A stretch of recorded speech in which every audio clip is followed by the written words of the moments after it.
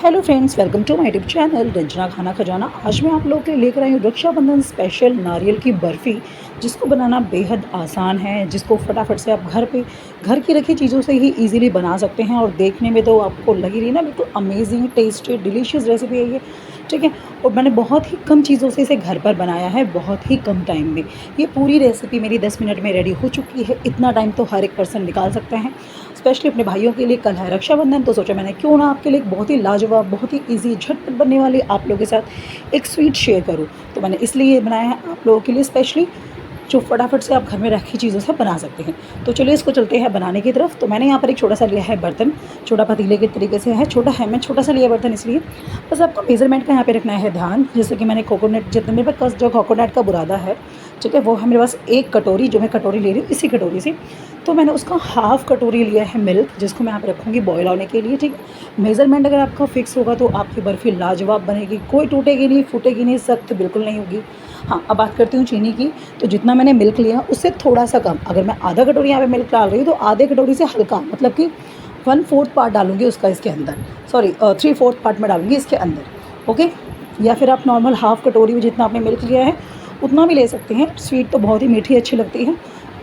ठीक है, अगर आप कम खाना पसंद करते हैं मीठा, तो आप उसके हिसाब से, अपने हिसाब से मैनेज कर लीजिएगा। तो वो मेरा रेडी हो चुका है। अब मैंने यहाँ पे चढ़ा दी एक कढ़ाई।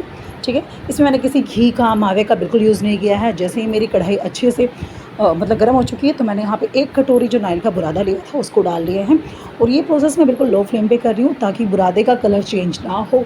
ठीक है, तो आपको ऐसे ही भूनना है। ये 2 मतलब 4 से 5 मिनट में ईज़िली भुन जाता है। ठीक है, लेकिन याद रखिए इसको आपको लो फ्लेम पर ही भूनना है, बिल्कुल अच्छे से भूनना है लो फ्लेम पर। जब ये भुन जाएगा ना, तो आपको नारियल की बहुत ही अच्छी खुशबू आनी स्टार्ट हो जाएगी। ठीक है, तो उसी स्टेज तक आपको उसको अच्छे से भून कर रेडी करना है। देखा आपने, इसमें मैंने ना किसी चाशनी का यूज़ किया है, ना देसी घी यूज़ किया है मैंने, ना ही कोई मावा यूज़ किया है। सब घर में रखी चीज़ों से ही मैंने इसको बनाया है। कोकोनट पाउडर आप नॉर्मल लोकल मार्केट में आपके आस-पास नियर बाय कहीं ना कहीं तो मिल जाएगा। ठीक है, तो मैं अगर इसके वेट की बात करूँ तो वेट में 150 ग्राम है ये, कटोरी में 1 कटोरी है ये। ठीक है, तो आप एक कटोरी सेट कर लीजिए। जितना आप ले रहे हैं कोकोनट, उसका हाफ़ पोर्शन आपको मिल्क यूज़ करना है, जो मैंने स्टार्टिंग में आपको बता दिया था। और उतना ही हाफ़, जितना आप मिल्क ले रहे हो, आप चाहो तो उतना ही चीनी का यूज़ कर सकते हो। ठीक है, तो मैंने उसमें चीनी मेल्ट कर ली थी उसमें डाल के। तो वो रेडी हो चुका है मेरा मिक्सचर। अब मैं इसको अच्छे से भून लूँगी। बस याद रखना कि जलाना नहीं है इसको, हमें सिर्फ भूनना है इसको। तो आप चलाते चलाते भून लीजिए। उसके बाद जब भी मेरा अच्छे से भुन गया है, तो वो जो मैंने दूध लिया था ना, जो मैंने दूध रेडी किया था, दूध और चीनी का मिक्सचर रेडी किया था, उसको मैं डाल दूँगी इसमें अच्छे से। ठीक है, डालते चलाते चलाते ही डालना, अदरवाइज़ गुठलियाँ बननी स्टार्ट हो जाएगी इसमें। तो उस चीज़ का ध्यान रखें।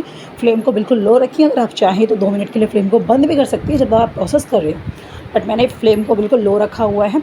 उसके बाद मैंने थोड़ा सा 1 चम्मच मिल्क के अंदर येलो फूड कलर डाल के रखा था, जो मैंने इसमें मिक्स कर दिया है। ठीक है, मेरे पास पाउडर की फॉर्म में था, इसलिए मैंने उसको दूध में मिक्स करके डाला है। अगर आपके पास लिक्विड वाला है तो आप डायरेक्टली ड्रॉप में डाल सकते हैं इसको। ठीक है, मेरे पास येलो फूड कलर था, मैंने येलो यूज़ किया हुआ। बस इसको ऐसे ही चलाते चलाते मैं इसको आराम से रेडी कर लूँगी। ठीक है, एक डो के तरीके से मुझे इसको रेडी करना है। ठीक है, डो की फॉर्म में ही इसको रेडी करना। जब ये सारी चीज़ें एक साथ इकट्ठी होने लग जाएंगी, तो आप समझ जाओगे डो बिल्कुल प्रॉपर अच्छे से फिक्स रेडी हो चुका है।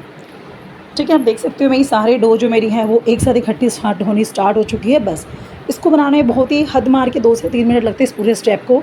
ठीक है, जब आप रेडी कर चुके हो तो दूध इसमें डाल चुके, 2 से 3 मिनट में अच्छे से पक चुका होता है, क्योंकि दूध हम ऑलरेडी उबाल चुके थे, कोकोनट पाउडर को हम अच्छे से भून चुके थे। तो हमें प्रोसेस करना क्या है, सिर्फ उसको मिक्स करने का ही काम करना होता है स्टेज पर। ओके, तो बस ऐसे ही आपको अच्छे से इकट्ठा कर लेना। आपने देखा बिल्कुल अच्छे से रेडी हो चुका है।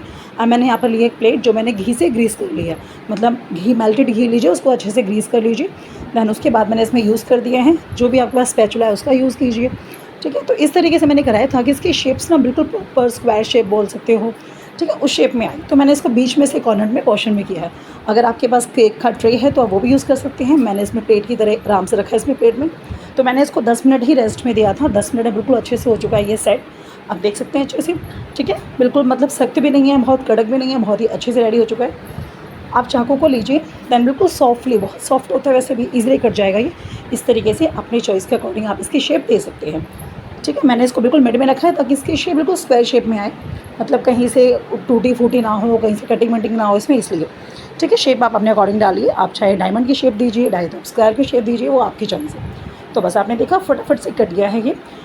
ठीक है, तो इस तरीके से आपको उठाना है। ऐसे ही मैं एक आपको चाकू से निकाल के दिखाती हूँ, बहुत ही ईजिली निकल जाता है ये।